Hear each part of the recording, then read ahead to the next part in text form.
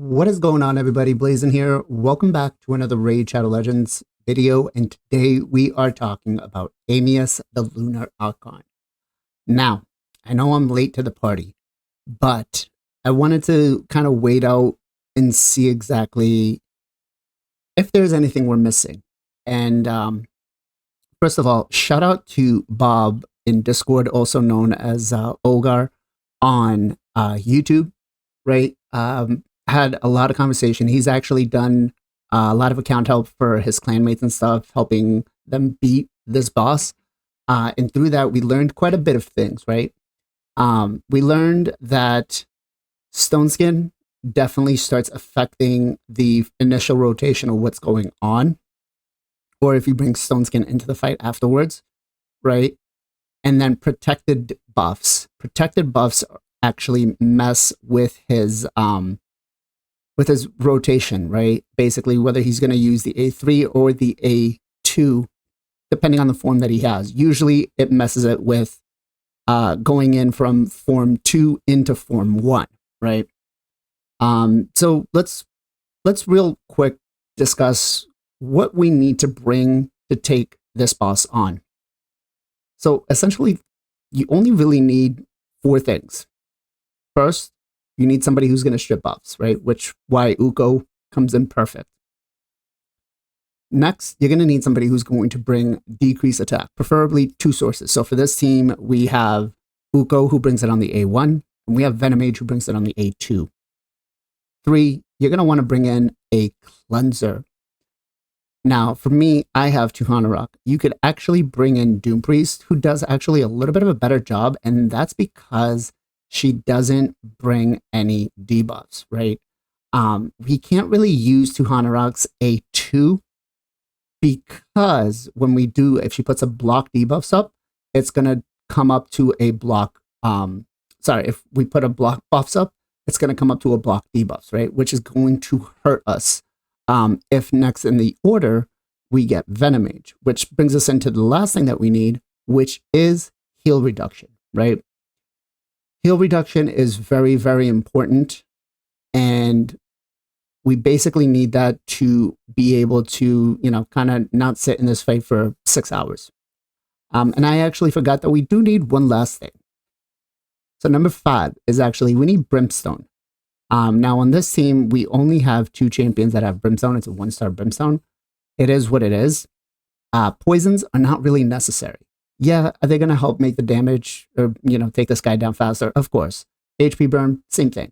But Brimstone, proccing it at the proper times, having a high enough blessing, actually makes this much safer, much easier, and much more of a consistent run, right? Now, some of the things we want to make sure we don't take. In my run on this team, I actually didn't change much. I did take any refresh accessories I had on him off, but I didn't take the Cycle of Magic Mastery off. I wasn't going to remaster all 5 of these champions, or actually probably I think like 3 of them have it, but I wasn't going to remaster them just for this. I decided to just tough it out, build him a little tankier, and say the hell with it that way, right? I wasn't going to spend 300 gems to go and come back. Just to switch that one little mastery. Plarium, if you're watching, which I know you are, give us something to be able to deal with this, right? Mastery resets, scrolls for mastery resets, something. Come out with something, because myself, I can beat it because I can just make my team tanky enough. Other accounts are not going to be able to do the same thing, right? Free-to-play players are definitely not going to be able to spend the 1,500 gems to switch back and forth just to beat this guy one time, right?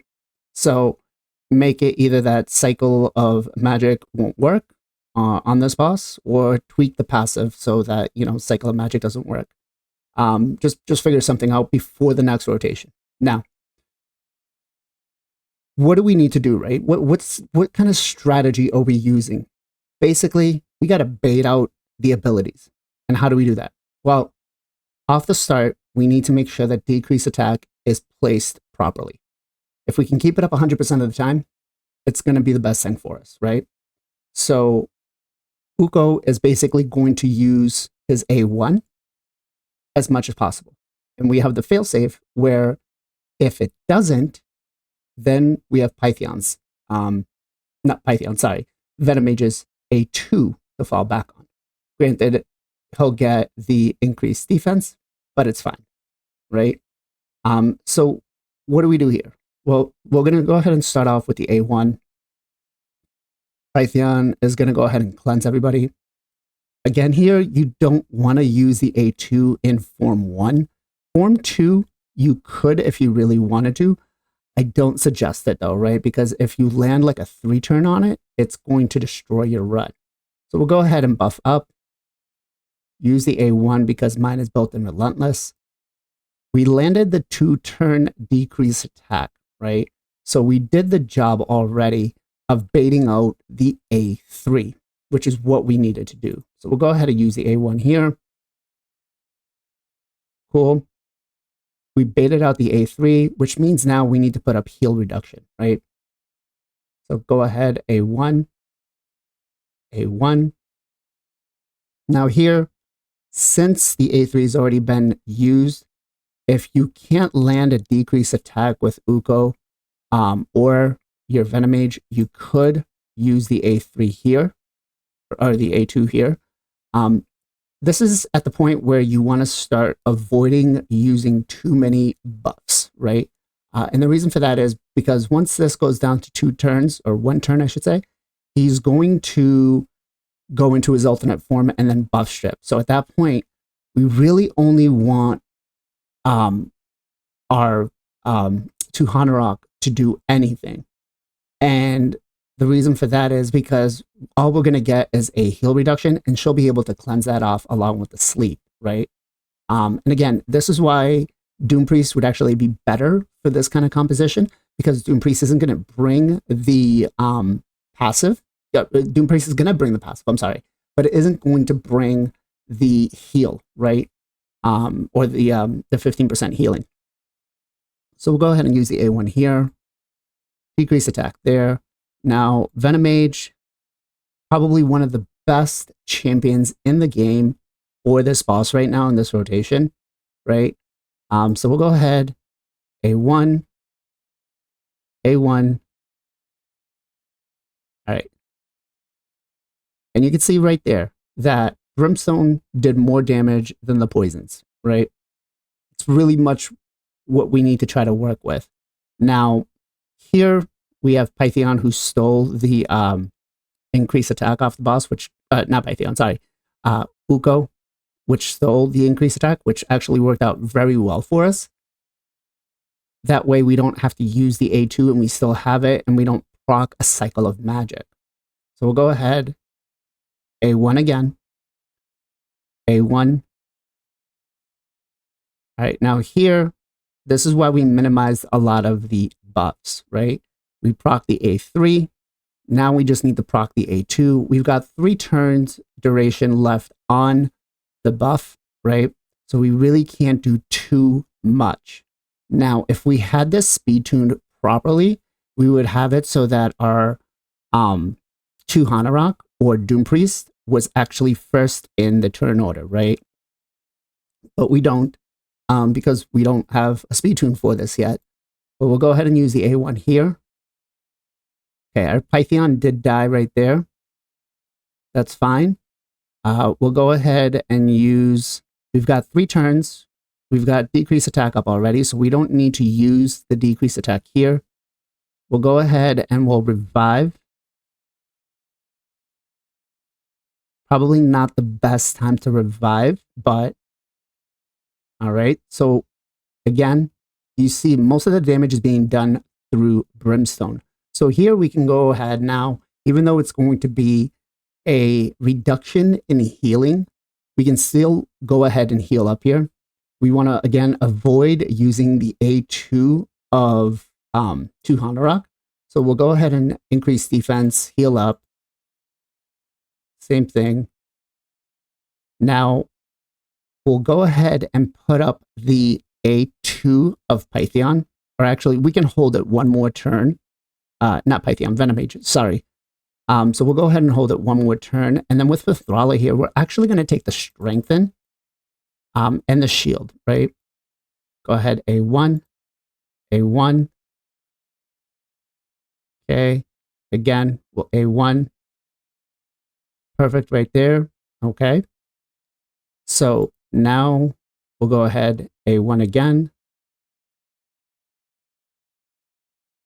See that right there, we procced a Cycle of Magic, which is why the boss went before us. So we're tanky enough, we have Strengthen, so we were able to take that hit on. All right, so there we go. We did get 2 turns of the decrease attack, so that's perfect. Go ahead and put poisons back up. A1, A1. Go ahead and put block debuffs up. All right, we stole the increase attack again, which was great. We'll go ahead and put on the heal reduction. Okay, so at this point, we still have 2 more turns. So now any buffs like this right here, where it's 3 turns, we need to be careful, right? We don't want to proc 3 and 4 turns on any of these buffs. So we're going to go ahead, A1.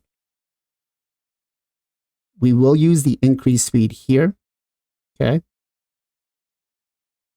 So we're down to 1 turn. Go ahead, A1 again. A1. Everybody's pretty topped off. That's basically all we're doing is we're just kind of cycling through those A1s. All right, so here is the problem. There we go. All right, so we baited the A3 perfectly. And then we did lose 1 turn, but we were able to cleanse some stuff off. Now here I could go ahead and cleanse my Pythion. Is it the right idea? No. Because if I give him buffs, then his A2 is going to hurt me even more, right? So we're going to go ahead and go A1. Cool, we took the hit. So now we can go ahead and cleanse, decrease attack. We didn't land it with our Ukko, so we're going to go ahead with our Venomage, right? Increase speed, increase defense. We'll go ahead and put up Strengthen, decrease attack. So far, so good. No problems. Let's go ahead. Again, more poisons. Again, the poisons are going to help out, but we're more focused about proccing the Brimstone at the right time. Okay, so here, this may be a problem because he might actually go into the A2 on this round instead of the A3. So we're going to have to pay attention to that. I'm hoping that he doesn't. All right, so we'll go ahead and cleanse. Okay, so he still went into the A3, which is perfect because the decrease attack was up. Now, if you did have any sort of protected buffs, right, prior him changing forms, he would actually use the A2 instead of the A3. So then he would get that heal, right? So that's why protection aren't really worth it. All right, so we'll go ahead and use heal reduction now. We got it again for 4 turns. All right, go ahead, heal up, increase speed.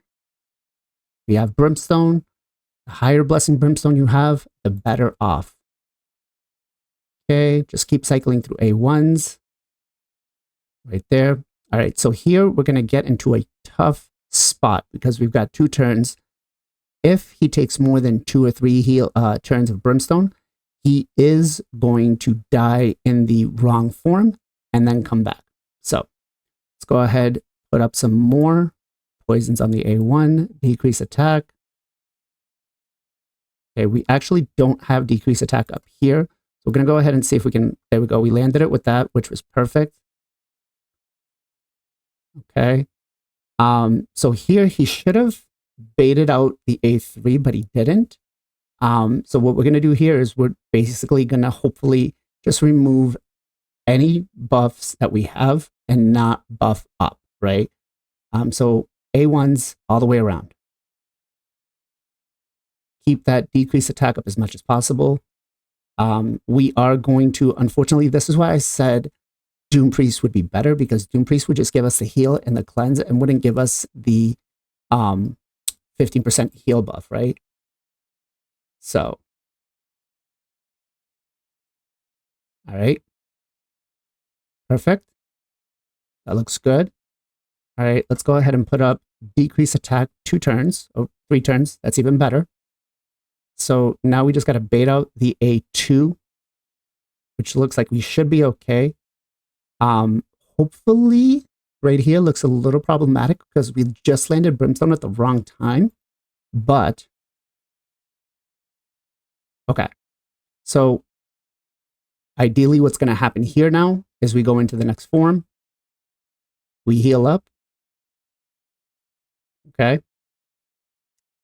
And he died. So that's kind of the problem right there, right? That's why we don't really want to bring poisons, because Venomage just proc those poisons right there, and that's what kind of killed us. So now we got to go back, cycle everything through the start, which is going to be a problem for us, right? Trying to make sure we just minimize the amount. Now here, he should bait out the A3, right? Go ahead.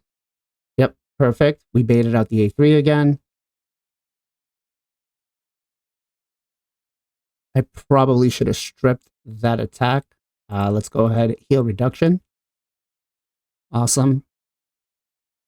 We've got 3 turns up here, so I can still use, we'll go ahead and use increased defense.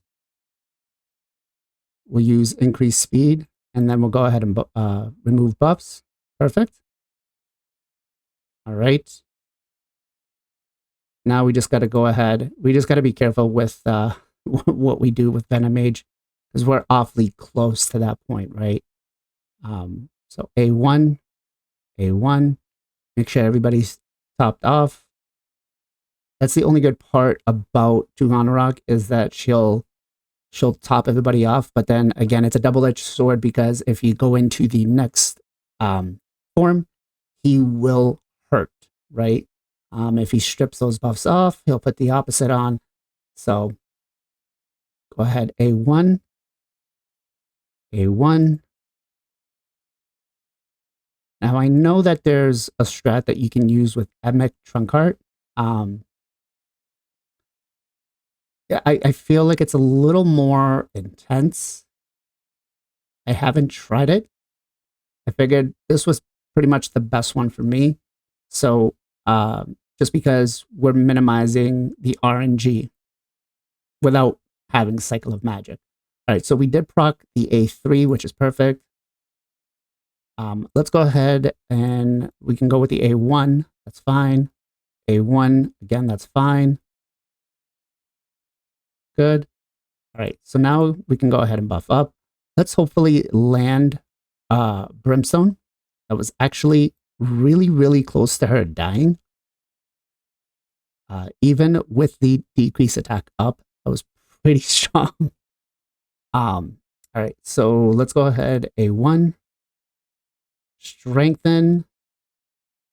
We'll go ahead, A1.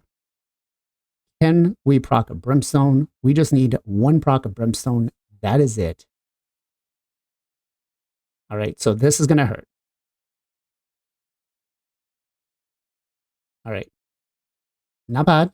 We didn't proc the A2, but this is one of those things where it could be problematic. Here we go. Heal reduction. Good. Still. All right, let's bring up Tuhanarak. All right. Now we do have 2 turns left, so we should be okay. If we can get a Brimstone proc, this would be great. All right. So this, again, RNG, not in our favor. He's going to die in the alternate form, and then he's going to revive again. Unless we can, and yeah, there we go. Back into Form 1. So that is kind of, I'm going to stop it here. You basically get the, the gist of what we need to do, right? It's very, very RNG heavy. The poisons are great, but they make it a little more uncontrollable, right? Especially with Venomage being able to have that percentage to proc them. So I don't like bringing them in, but Venomage is very strong on this boss. So let me go ahead and show you guys some of the builds on these champions. Again, you don't need the same exact ones, especially masteries wise. You could probably do this without masteries or just taking pure support masteries, or maybe just taking, what am I looking for? The word here, it's, I can't even remember the mastery, War Master, right? That might help you out a little bit better because the damage is a little more consistent, so you can see what you're going to take. But let me go ahead and show you guys some of the builds. All right, so Pythion. Now, Pythion, I don't really use anywhere specifically in my account right now, right? He was great for one of my arena teams, but I've, adjusted him according to what I currently have in my account. So he was built for an anti-bomb defense, right? So he is in a immunity. He does have a resistance and resilience piece, 2-set, right? And then he does have a protection. Is it needed? No. The immunity doesn't really help. It's just more for arena, right? To make sure that he doesn't get bombed. Now, let's talk about stats. So I wanted to make sure he's as healthy as possible. So I got him built with 73k HP. The next thing I cared about was defense. I wanted to make sure he could take a nuke. So he's built with 4.8k defense, 283 speed, and then obviously we're not going to be able to resist everything while trying to get some, big numbers like this in stats. So we didn't care about the resistance. We definitely don't care about crit rate, crit damage, or accuracy, right? Booking situation, we do have him fully booked. Intimidating presence is what we did take, right? I don't know if this messes with the boss, but if you do take, let's say, Lightning Cage, which is a protected deep buff, or if you take something else, I think that's actually pretty much it. But if anyone on your team has Lightning Cage for some sort of reason, that will start messing with your run, right? Now, masteries wise, we did go ahead and, as I said, we do have Cycle of Magic here. I probably could switch it out to Lore of Steel, but I like having the Cycle of Magic because I'm only going to do Amius one time, and that's it, right? So it doesn't make sense for me to switch just for this. Now, for most of the player base, this is going to be a real turnout for you, a real killer, right? But we did go ahead and take Timely Intervention along with Spirit Haste. We did take Lasting Gifts. We did take Cycle of Magic. Again, remember, you probably don't want to take this. We did also take Merciful Aid along with Rapid Response. We did also take Healing Savior along with Lay on Hands. And we did take Steadfast. Now, for the defense tree, we did take Cycle of Revenge. We did also take Delay of Death along with Shadow Heal. We did take Rejuvenation along with Blast Proof and Tough Skin. Mighty Ukko. All right, so Mighty Ukko, obviously we all know, best set for him is going to be a stun set. We're using him for arena, right? We're not going to rebuild him just for this. Now, we did have some refresh accessories on him. We did take those off just to minimize the amount of RNG. Same thing with Pythion. But stats-wise for him, we basically try to do the same thing here, right? We got him at 74k HP, 3.1k defense, 275 speed. We do need accuracy. For this boss, you're going to want to be at around the 450 mark, right? To be able to land the debuffs needed. Skills-wise, we do have them fully booked. Polymorph is the blessing that we did take for them. Just, again, more of an arena build. As for masteries, we did go ahead down the support and defense tree. We did take Sniper along with Cycle of Magic. Again, it's a killer. We did take Lore of Steel along with Sword and Slider. arcane celerity, along with charge focus and pinpoint accuracy. Now on the defense tree, because we do have him built with a sunset, we did go ahead and take fearsome presence. Now, if you weren't building him with a sunset, I suggest taking Eagle Eye. But retribution is what we took. We also did take deterrence along with delay of death. We did also take shadow heal. We did take blast proof along with rejuvenation, and we did take tough skin. Mithrala. All right, so Mithrala again was built for arena for an anti-bomb team, right? We have her built with immunity and perception. Now, is it needed? No. Will it help? No. Not for this boss, right? We do have a cleansing accessory for her. These are actually pretty good. Usually I would ordinarily sell them, but with Amius, these are actually not that bad to hold onto, right? Granted, it's an 8% chance, but hey, that 8% chance stacked over 3, 24% could be actually pretty big, right? Let's talk about stats. Stats-wise, we have her built at 68, almost 69k HP, 3.2, almost 3.3k defense, 282 speed. As for resistance, you know Mithrala, if she's got accuracy, she's going to have resistance. So we didn't focus on the resistance, but we put enough accuracy to be able to land things, right? So we've got her at 564 accuracy and 217 resistance. As for skills, if you have her, you're going to book her. Polymorph is the blessing that we did take for her. Sorry, not polymorph, brimstone is the blessing. If you have a higher blessing, the better, right? Masteries wise, now here we did not take the Cycle of Magic. We did go ahead and take Eagle Eye. We did take Master Hexer along with Roar of Seal. We did take Merciful Aid along with Swarm Smiter, Healing Savior along with Shield Barrier, Charge Focus, and Pinpoint Accuracy. As for the defense tree, we did go ahead and take Deterrence along with Retribution, Harvest Despair. We did also take Resurgent along with Rejuvenation, and we did take Defiant.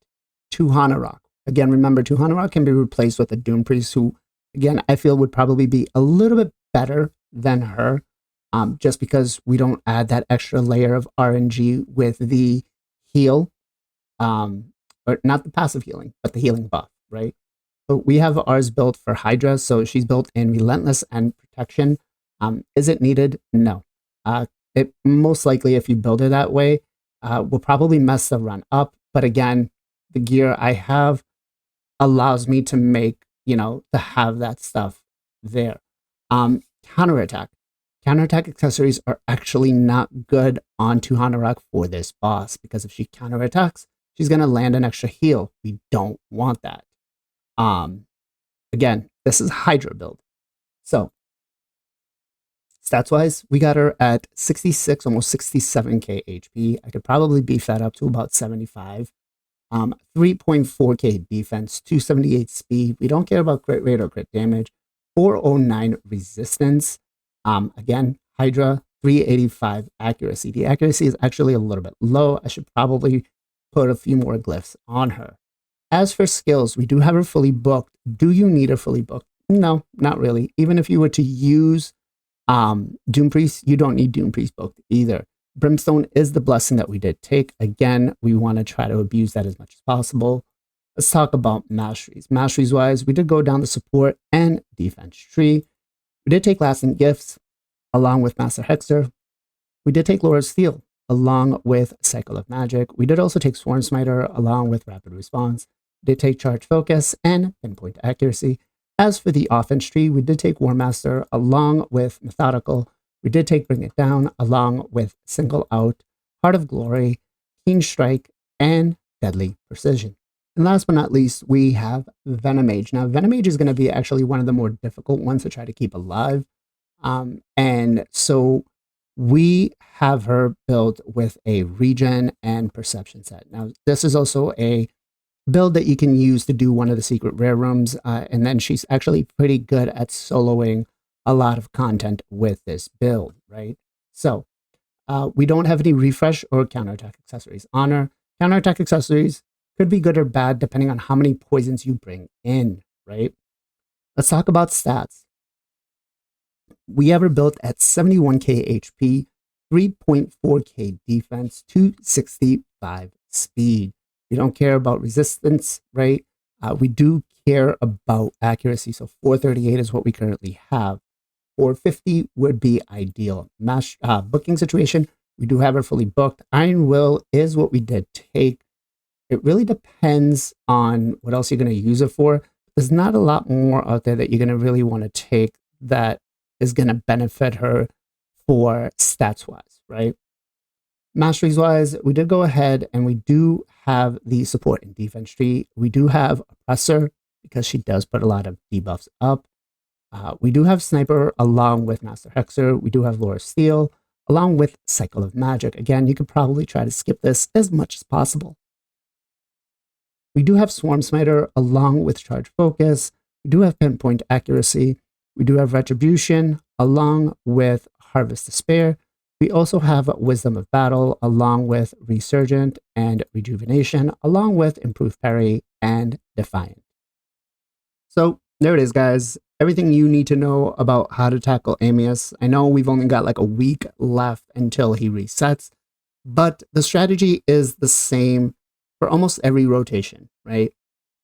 His skill kit isn't going to change between now and the next rotation, or at least it shouldn't. I know Plarium said that they're open to suggestions about what things may or may not change. Now, something to take into account is the higher the blessings you have, the less damage you're going to take, right? So maybe when looking at some of these champions that you're going to be bringing in, look at the blessing count and see, what's going to work out best. I feel, as for myself, the 4 supports, or 5 supports, honestly, because every one of these champions is a support, is probably the better route to go. It's a little more consistent. It might take you a little longer, as opposed to using Emic or some of the other strategies. Now, I know that the best team is basically, this one right here, where you're in like 5 turns taking them down. That's way too much. Not willing to do that, right? Plus, who's got the gear for that? Obviously, Infinite does, but not a lot of us are going to be at the same spot. I'm not. So hopefully this video helped you. If it did, consider subscribing to the channel, giving a thumbs up. Make sure to join us for the Knights of Teleria every Sunday between 2 p.m. and 4 p.m. EST, where you get myself, Final Compachi, JR Star 3s, Nacho Plays 50, Gesto Gaming, and Jarrett Gaming, where we talk everything Raid Shadow Legends. We have some friendly banter along most of the time. And, we try to answer the community questions for anything that you might have. As always, guys, much love, much appreciation. Be safe, be well, be good to each other. I'll catch you guys next time.